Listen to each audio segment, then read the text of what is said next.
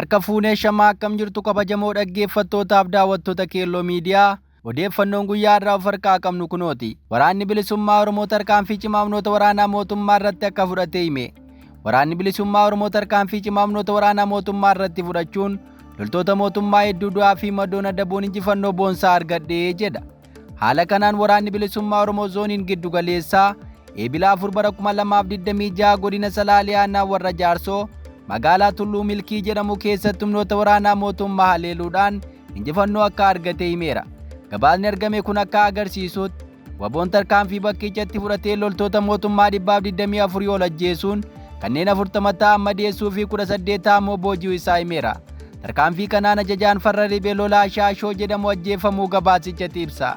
Gama meeshaa waraanaatiin ammoo qawwee keemmii 68 PKM 2 fi rasaasota hedduu irraa hiikkachuu isaa gabaasichi ibseera. Waraanni bilisummaa Oromoo zoonii Narsadii ammoo godina Shawaa Bahaa Boosat keessatti tarkaanfii fudhachuu hime. Waraanni bilisummaa Oromoo tarkaanfii humnoota mootummaa irratti fudhate kanaan loltoota mootummaa 30 ol battalatti ajjeesuu fi kanneen 20 ta'an ammoo madoon adabuu isaa ibseera. Odeessa keenya itti aanuun ministeerri qonnaa sababa waraana Bahaa giddu galeessaatti eegaleen gatiin xaa'oo dachaa ol dabaluu akkasumas turtii konkolaataan xaa'oo gara biyya keessaatti fe'uu yeroo dheeraaf dhaabbatuun dooniin buufata irratti waan turuuf Itoophiyaan guyyaa tokkoof doolaara 23,000 kaffaluuf dirqamuu ibse. Ministeerri ibsa kana bitootessa 26 bara 2018 akka lakkoofsa Itoophiyaa waltajjii Adaamaatti qophaa'e irratti ibseera. Ministeerichi xaa'oon qonnaan bulaa bira seeraan gahaa akka hin jirre himeera. Ministeerri qonnaa obbo Addisuu Araggaa barana Itoophiyaan xaa'oo dursitee bittus waraanni Bahaa giddu galeessaa itti fufuun isaa dhiibbaa guddaa akka geessisaa jiru himeera. Fakkeenyaaf guyyoota 40 dura xaa'oon yuuriyaa bitachuuf mari'achaa turretti biyyoonni oomishan tooniin tokko doolaara 430 akka fudhannu nuuf dhiyeessaa turanii jedhan. Amma garuu tooniin tokko gara doolaara 870 ol guddachuu himan. Rakkoolee akkasii gara fuulduraatti rakkoo nageenya nyaataa fi sirna nyaataa miidhuu danda'a jechuun yaaddoo qabanis himu.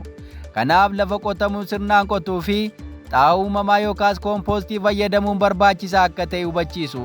Xaa'oon bara kanaaf barbaachisu dursee galfamuu ibsanii rakkoon guddaan garuu erga gara kuusaa fi yuuniyoonota ga'ee booda qonnaan bulaaf sirnaan raabsamaa akka hin jirre dubbatu. Sababni isaa konkolaattonni xaa'oo fe'anii guyyaa 5 hanga 7 fi hanga 10tti naannoo kuusaa dhaabbachaa jiru jedhu. Kun ammoo doonilee buufataa irratti yeroo hin barbaachifne akka turu taasisaa jira jedhaniiru. Kanaafis dooniin tokko yeroo murtaa'e caalaa yoo ture guyyaa tokkoof doolaara 23,000 kaffaluuf akka dirqamu himu. Furmaanni isaa ammoo godinoota afaanota keessatti konkolaattonni xaa'oo fe'an saffisaan akka socho'an taasisuu akka ta'e himaniiru. Odeessa keenya itti aanuun seerri yakkamaa tokko osoo mana amala sirreessaa hin geessin adabuu dandeessu hojiirra ooluutti himame. Itoophiyaa keessatti seerri yakkamaa hojjetee itti murtaa'e tokko osoo mana amala sirreessaa hin geessin adaba biraatiin qalbii jijjiirratee gara hawaasaatti akka deebi'u taasisuu hojiirra ooluuf jiraachuu ministeerri haqaa beeksise. Ministeerri haqaa adde Annaa Ariyaayaa Sillaasee torbee darbee dhaabbata pireesii Itoophiyaaf akka himanitti kana dura namni yakka hojjete tokko fala biraa waan hin qabneef murtoo mana murtiin dhimma isaa mana amala sirreessaa taa'e akka hordofu himan. Amma garuu riifoormii akka biyyaatti taasifameen seeronni qaawwaa bal'aa qabanii fi mirga lammiilee balaarra buusan hedduun akka fooyya'an taasifamuun kanaanis walqabatee seerri sirna yakkaa namni yakka raawwate tokko osoo mana amala sirreessaa hin deemin hojii humnaa yookaas hojii dirqii fi maloota biroon adabamee sirrachuun gara hawaasaatti deebi'u taasisu akka hojiirra ooluuf sochiin taasifamaa jira jedhu.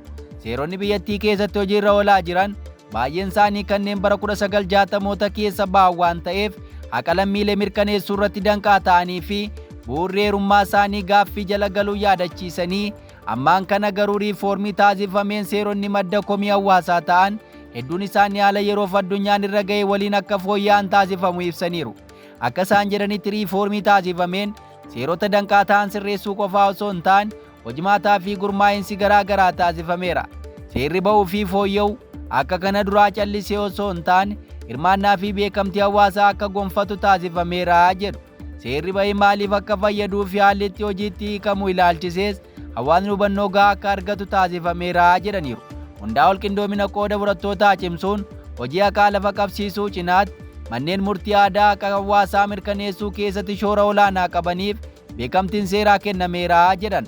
Pirezidaantiin mana murtii waliigalaa federaalaa obbo Tewodiroos Miiraat gama isaaniin akka jedhanitti riiformiin taasifame rakkoolee jijjiiramaan dura madda komii uummataa akka turan adda baasuun tajaajila itti quufinsa uummataa gonfate mirkaneessuudha jedhaniiru. Oduu keenya birootiin dooniiwwan boba'aa naafxaa meetiriik toonii 120,020 fi boba'aa xiyyaaraa meetiriik toonii 60,000 Itoophiyaaf fe'an galoo galaana Arabaa keessatti danqamanii jiraachuutu himame. Ministeerri daldalaa fi walitti hidhamiinsa naannoo dooniiwwan boba'aa waliigalaa meetiriik toonii 100,000 fi 80,000 biyyattiif fe'an sadii babal'achuu waraana ba'aa giddu galeessaan wal qabatee darbii ulaa galaana Hormuz cufamuu hordofuun galoo galaana Arabaa keessatti danqamanii akka jiran beeksise. Ministeerichi ibsa haaraa eebila 2 bara 2026 baaseen dooniiwwan sadii boba'aa naafxaa meetiriik toonii 100,020 fi boba'aa xiyyaaraa meetiriik toonii 60,000 biyya keenyaaf fiduuf turan yeroo ammaa galoo galaana Arabaa keessatti danqamanii jiru jedhe. Gatiin boba'aa addunyaa guraandhalaa 28 irraa qabee daballii guddaa kan agarsiise yoo ta'e keessattiyyuu Kuweet irraa dhufuu erga addaan citee booda haalli sun caalaatti hammaachuu gabaasichatti ibsa. Rakkoon kun dhiyeessii naafxaa Itoophiyaa 60% fi boba'aa xiyyaaraa 100 waan addaan kuteef mootummaan boba'aa gatii qaalii ta'een gabaa ariifachiisaa yookaas ispoot maarkeetii irraa bituuf akka dirqame ministeerichi ibseera. Ibsichi akka jedhutti waraanaan kaka'ee boba'aan Kuweet irraa dhiyaataa ture dhaabbachuu isaatiin bittaa caalbaasii ariifachiisaa irratti boba'aa xiyyaaraa barreelaa tokkoof kaffaltiin dabalataa $86.33 naafxaaf ammoo $92.88 ga'uun gatiin akka garmalee ol ka'u taasiseera jedha. Dhiyeessiin boba'aa waliigaltee liqii guyyootaa 360 kaampaanii Viitool waliin taasifames kan itti fufu ta'uu himuun baasii deeggarsa mootummaa seektara boba'aa kanaa garuu dabalee birrii biliyoona 272 ol ta'uu ibsameera. Mootummaan sadarkaa deeggarsa boba'aa kanaan dura itti fufsiisuun ulfaataa ta'uu isaa amanuun sirreeffama gatii haaraa akka taasisu beeksiseera. Mootummaan ammallee naafxaa liitira tokko irratti birrii 71, beenzinaaf ammoo birrii 32 deeggarsa gochaa akka jiru ta'uu gabaasichi ibseera.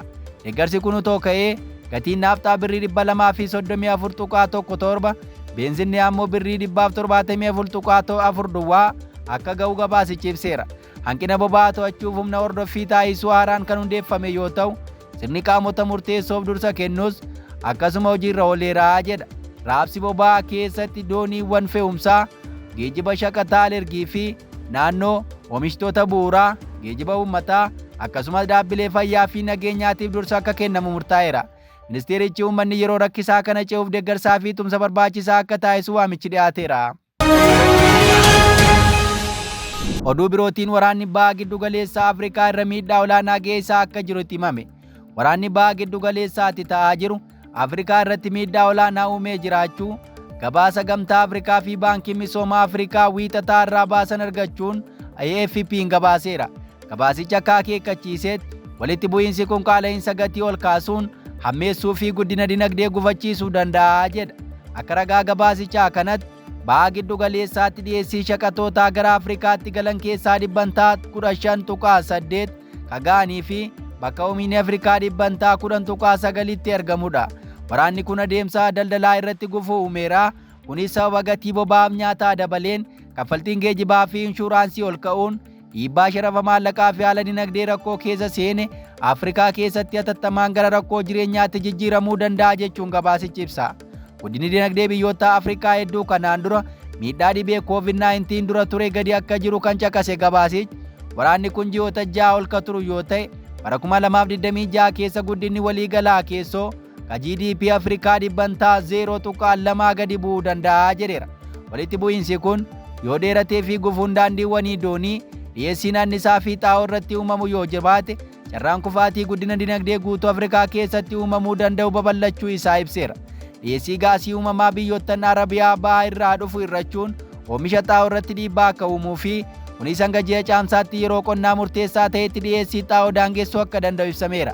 Gabaasni kun sagantaa misooma mootummaa gamtoomanii akkasumas Koomishinii Dinagdee Afrikaa kan mootummoota gamtoomanii UNECA waliin qindaa'edha.